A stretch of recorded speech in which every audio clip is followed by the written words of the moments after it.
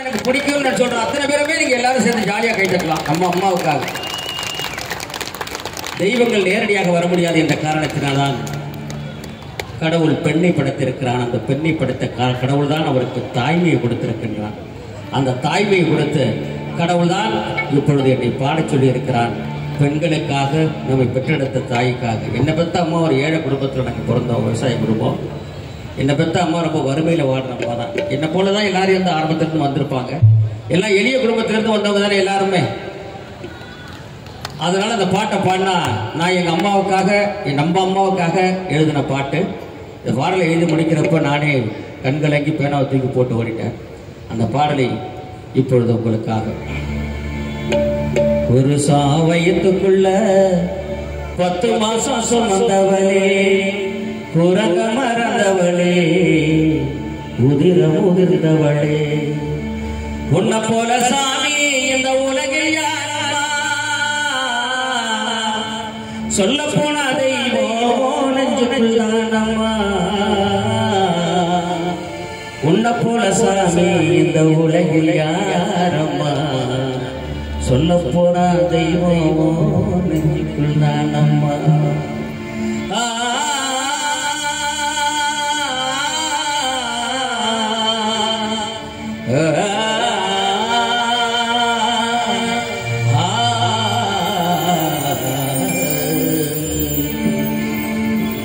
ஒரு சாவயத்துக்குள்ள 10 மாசம் சுமந்தவளே, ஒரு சாவயத்துக்குள்ள 10 மாசம் சுமந்தவளே, உறங்க மறந்தவளே, உதிரம் உதிர்ந்தவளே, உறங்க மறந்தவளே, உதிரம் உதிர்ந்தவளே, உன்னை போல சாமி இந்த உலகில் யாரம்மா?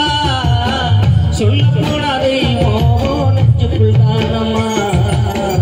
உன்னை போல சாமி இந்த உலகில் யாரம்மா?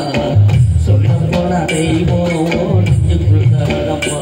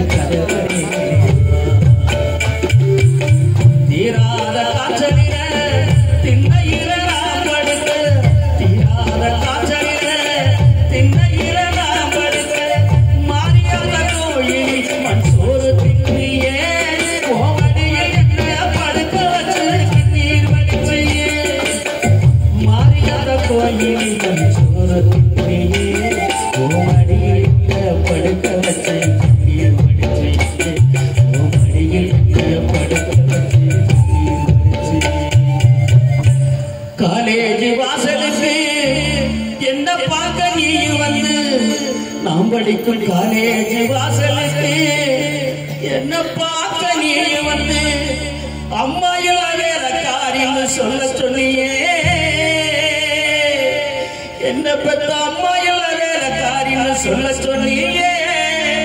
அம்மா அம்மா அம்மா அந்த வார்த்தை கேட்டு அழுத நினைப்ப மறக்கவில்லையே.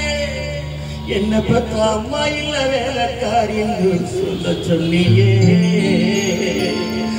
அந்த வார்த்தை கேட்டு அழுத நினைப்ப மறக்கவில்லையே.